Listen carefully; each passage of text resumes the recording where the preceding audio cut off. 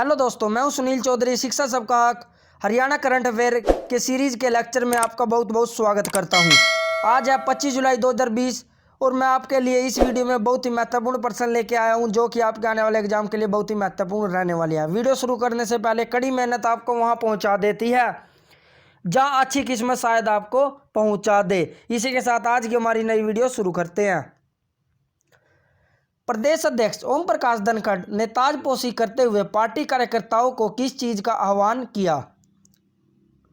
Option A वृक्षारोपण का, option B कोयला, ऑप्शन सी ए और बी दोनों और ऑप्शन डी इनमें से कोई नहीं। इस क्वेश्चन का राइट आंसर है ऑप्शन ए वृक्षारोपण का। और साथ ही आपकी जानकारी के लिए बता दूं, पूर्व कृषि मंत्री रहे ओम प्रकाश धनखड़ ने रोहतक में 13वें प्रदेश अध्यक्ष के तौर पर पदभार संभाला है। ताजपोशी करते ही नवनियुक्त भाजपा प्रदेश अध्यक्ष ओम प्रकाश धनखड़ ने अपने कार्यकर्ताओं से वृक्षारोपण करने का आह्वान किया। यह वृक्षारोपण रक्षाबंधन से लेकर 15 अगस्त तक किया जाएगा। इसकी कमान पूर्व विधायक पवन सैनी को सौंपी गई। बढ़ते हमारे अगले क्वेश्चन की ओर। प्रदेश के पहले प्लाज्मा बैंक का शुभारंभ किनके द्वारा किया गया? Option A Rajnath, option B गृह मंत्री अनिल विज, ऑप्शन सी रणजीत सिंह और ऑप्शन डी मूलचंद शर्मा। इस क्वेश्चन का राइट आंसर है ऑप्शन बी गृह मंत्री अनिल विज। आपकी जानकारी के लिए बता दूं, गृह मंत्री अनिल विज ने अंबाला से वीडियो कॉन्फ्रेंसिंग के जरिए प्रदेश के पहले प्लाज्मा बैंक का शुभारंभ किया। रोहतक में शुरू किए गए प्रदेश के पहले प्लाज्मा बैंक के पहले डोनेट करने वाले डोनर से अनिल विज ने खुद बातचीत की और उनका धन्यवाद किया। इस मौके पर स्वास्थ्य मंत्री अनिल विज ने बताया कि कोई भी व्यक्ति जो कोरोना की बीमारी से ठीक हो चुका है और स्वस्थ है वह 14 दिन के बाद अपना प्लाज्मा डोनेट कर सकता है। उन्होंने सभी लोगों से इसके लिए अपील भी की है और साथ ही अनिल विज ने बताया है कि एक आदमी के प्लाज्मा डोनेट करने से 2 रोगियों को ठीक किया जा सकता है। यह एक स्टैंडर्ड थेरेपी है। जल्द ही प्रदेश में और भी प्लाज्मा बैंक खोले जाएंगे। बढ़ते हमारे अगले क्वेश्चन की ओर। प्रदेश के पहले प्लाज्मा बैंक में कितने यूनिट तक प्लाज्मा स्टोर किया जा सकता है? ऑप्शन ए 550 यूनिट तक, ऑप्शन बी 650 यूनिट तक, ऑप्शन सी 500 यूनिट तक और ऑप्शन डी 700 यूनिट तक। इस क्वेश्चन का right answer option C 500 unit तक। और आपकी जानकारी के लिए बता दूं, प्रदेश में बनने जा रहे पहले प्लाज्मा बैंक के फिलहाल 500 यूनिट तक का प्लाज्मा 1 साल तक के लिए स्टोर किया जा सकता है। दान में मिलने वाले प्लाज्मा को सुरक्षित रखने के लिए डीप फ्रीजर में -40 डिग्री तक रिजर्व किया जाए। पीजीआई रोहतक में 10 मरीजों को प्लाज्मा थेरेपी दी जा चुकी है और उनमें से 2 मरीज ठीक हो चुके हैं। प्लाज्मा को एकत्रित करने के लिए सबसे पहले प्लाज्मा दान करने वाले के शरीर से ब्लड निकाला जाता है। उसके बाद सेल सेपरेटर मशीन से प्लाज्मा को अलग कर दिया जाता है। 200 ml के बैग में प्लाज्मा एकत्रित करने के बाद ब्लड वापस व्यक्ति के शरीर में चढ़ा दिया जाता है। जिस व्यक्ति के शरीर से प्लाज्मा लिया जाता है वह व्यक्ति 15 दिन के बाद दोबारा से प्लाज्मा दान कर सकता है। इससे उसके व्यक्ति के शरीर पर कोई फर्क नहीं पड़ता। एक मरीज में पहली बार 200 ml प्लाज्मा चढ़ाया जाता है और जब मरीज रिकवर हो जाता है तो उसके बाद फिर से 200 ml प्लाज्मा चढ़ाया जाता है। रोहतक पीजीआई में उद्घाटन के बाद 10 लोग प्लाज्मा डोनेट कर चुके हैं। बढ़ते हमारे अगले क्वेश्चन की ओर। गृह मंत्री अनिल विज के द्वारा प्लाज्मा बैंक का उद्घाटन करते समय किन पुस्तकों का विमोचन किया गया? Option A hospital infection control manual for कोविड-19 और हॉस्पिटल मैनुअल पुस्तक, option B digital book, option C A और बी दोनों और ऑप्शन डी इनमें से कोई नहीं। इस क्वेश्चन का राइट आंसर है option A hospital infection control manual for कोविड-19 और हॉस्पिटल मैनुअल पुस्तक। आपकी जानकारी के लिए बता दूं, मंत्री अनिल विज ने कहा कि कोरोना को लेकर डॉक्यूमेंट के लिए एक कमेटी बनाई गई है जिसमें मेडिकल कॉलेज के लोग और स्वास्थ्य विभाग के लोग कोरोना महामारी का पूरा इतिहास लिखेंगे। यह महामारी कैसे शुरू हुई, क्या इसके लक्षण दिखते हैं और इसे बचने और रोकने के लिए कौन कौन से तरीके अपनाए गए, इन सभी बातों को इस पुस्तक में भविष्य के लिए लिखा जाएगा ताकि कभी दोबारा से यह बीमारी आए तो इसका इलाज किया जा सके। बढ़ते हमारे अगले क्वेश्चन की ओर। किसानों को बीमा न करवाने के लिए घोषणा पत्र कब तक देना होगा?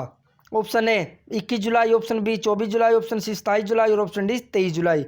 इस क्वेश्चन का राइट आंसर है ऑप्शन बी 24 जुलाई। आपकी जानकारी के लिए बता दूं, जिन किसानों के पास किसान क्रेडिट कार्ड है उनका बीमा किसान बीमा स्वयं ही हो जाता है, लेकिन अब किसानों को बीमा न करवाने के लिए संबंधित बैंक मैनेजर को घोषणा पत्र 24 जुलाई तक लिखित में देना होगा।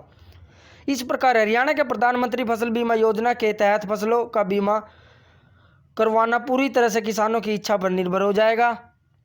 जिन किसानों ने बैंक के माध्यम से फसली ऋण लिया हुआ है वह इस स्कीम में शामिल नहीं होना चाहते तो उन्हें सिर्फ यह घोषणा पत्र देना होगा। बढ़ते हमारे अगले क्वेश्चन की ओर। केंद्र सरकार के द्वारा प्रधानमंत्री फसल बीमा योजना कब से चलाई जा रही है? ऑप्शन ए, यह बीमा योजना 2018-19 से चलाई जा रही है। ऑप्शन बी, यह बीमा योजना 2013-14 से चलाई जा रही है। और ऑप्शन सी, यह बीमा योजना 2015-16 से चलाई जा रही है। और ऑप्शन डी, यह बीमा योजना 2016-17 से चलाई जा रही है। इस क्वेश्चन का राइट आंसर ऑप्शन डी, यह बीमा योजना 2016-17 से चलाई जा रही है। आपकी जानकारी के लिए बता दूं, राज्य सरकार ने प्रधानमंत्री फसल बीमा योजना की अधिसूचना खरीफ 2020 से रबी 2022-23 कर दी है। बढ़ते हमारे अगले क्वेश्चन की ओर। हरियाणा सरकार के द्वारा मछली पालन पर कितने प्रतिशत की सब्सिडी दी जाएगी? ऑप्शन ए 40 से 60%, ऑप्शन बी 50 से 70, ऑप्शन सी 10 से 30 और ऑप्शन डी 20 से 60। इस क्वेश्चन का राइट आंसर है ऑप्शन ए 40 से 60%। और आपकी जानकारी के लिए बता दूं, अब मछली पालन का रोजगार करने पर हरियाणा सरकार के द्वारा सामान्य वर्ग के व्यक्तियों को 40% और महिला और अनुसूचित जाति वर्ग के व्यक्तियों को 60% तक की सब्सिडी दी जाएगी। मछली पालन में आधुनिक तकनीक रेस्कुलेटरी एक्वाकल्चर सिस्टम के माध्यम से 30 से 35 टन मछली की पैदावार करके बेहतर आय अर्जित की जा सकती है। बढ़ते हमारे अगले क्वेश्चन की ओर। नगर निगम हिसार पर फ्यूचर डेवलपमेंट प्लान किस चीज़ पर आधारित होगा? Option A WWE, option B GIS, option C LAN, option D WN। इस क्वेश्चन का राइट आंसर है ऑप्शन बी GIS। और आपकी जानकारी के लिए बता दूं, GIS जियोग्राफिक इंफॉर्मेशन सिस्टम आने वाले समय में सभी चीज़ें GIS से जुड़ने जा रही हैं ताकि हर विभाग की भूमि के उपयोग के आधार पर सभी आधारभूत संरचनाओं की लोकेशन की जानकारी ऑनलाइन हो सके। बढ़ते हमारे अगले क्वेश्चन की ओर। हरियाणा के राज्य के स्कूलों में किसकी जांच के लिए लैब स्थापित की जाएगी? Option A blood test, option B concrete test, option C मिट्टी की जांच के लिए, ऑप्शन डी सीवियर टेस्ट। इस क्वेश्चन का राइट आंसर है ऑप्शन सी मिट्टी की जांच के लिए। आपकी जानकारी के लिए बता दूं, हरियाणा के राज्य के स्कूलों में मिट्टी की जांच के लिए मिनी सोयल टेस्टिंग लैब स्थापित की जाएगी। उसकी कुछ शर्तें होंगी। राज्य के स्कूलों में निर्मित शर्तें पूरी होने पर ही यह लैब स्थापित की जाएगी। 11वीं कक्षा में विज्ञान के विद्यार्थियों की संख्या ज़्यादा हो, स्कूल में PGT फिजिक्स केमिस्ट्री और TGT साइंस कार्यरत हो। बढ़ते हमारे अगले क्वेश्चन की ओर। हरियाणा में चीनी को किन आउटलेट पर बेचा जाएगा? Option A Amul, option B सोना चीनी आउटलेट, ऑप्शन सी चीनी आउटलेट और ऑप्शन डी वीटा व हैपड़। इस क्वेश्चन का right answer option D Vita व हैपड़। आपकी जानकारी के लिए बता दूं, सहकारी चीनी मिलों में तैयार होने वाली चीनी को थोक के साथ साथ रिटेल पैकिंग के साथ भी बेचा जाएगा। अब वीटा व हैपड़ पर अपने दोनों आउटलेट पर सबसे उत्पादों के साथ चीनी की बिक्री करेगा। इन आउटलेट पर 1 किलो और 5 किलो की चीनी के पैकेट उपलब्ध होंगे।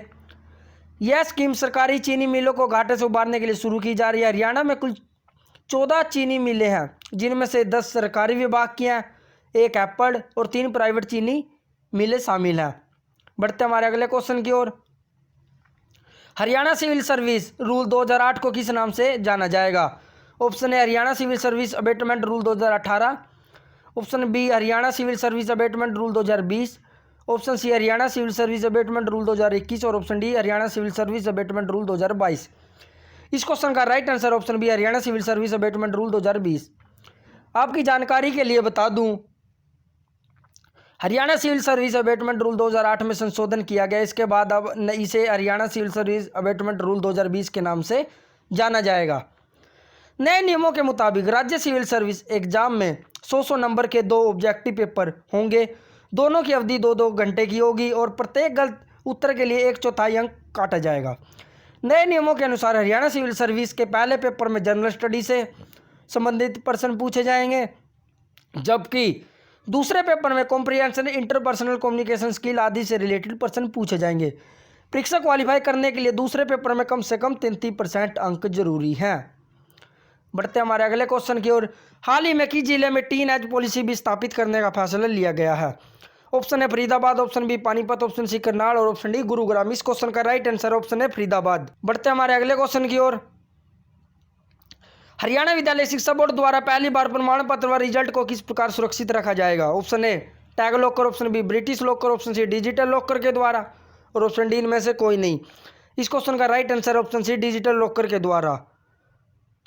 आपकी जानकारी के लिए बता दूं, हरियाणा विद्यालय शिक्षा बोर्ड ने पहली बार प्रमाण पत्र में रिजल्ट को डिजिटल सुरक्षित रखने का फैसला लिया है ताकि अगली परीक्षा में प्रवेश लेने के लिए विद्यार्थियों को किसी परेशानी का सामना ना करना पड़े। बढ़ते हमारे अगले क्वेश्चन की ओर। हरियाणा की अदालत में हिंदी भाषा में पहला केस कहाँ से शुरू किया गया? Option A Panipat, option B Panchkula, option C Jagadhri और ऑप्शन डी रोहतक। इस क्वेश्चन का राइट आंसर है ऑप्शन सी जगाधरी।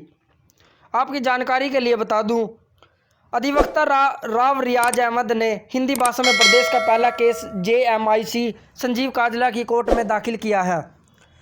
राय रियाज अहमद ने कहा कि इससे हमारी मातृभाषा को सम्मान मिलेगा। अधिकतर लोग अंग्रेजी नहीं समझ पाते, ऐसे में उन्हें अपने केस से संबंधित कोई भी बात समझने के लिए अधिवक्ता से पूछना पड़ता था।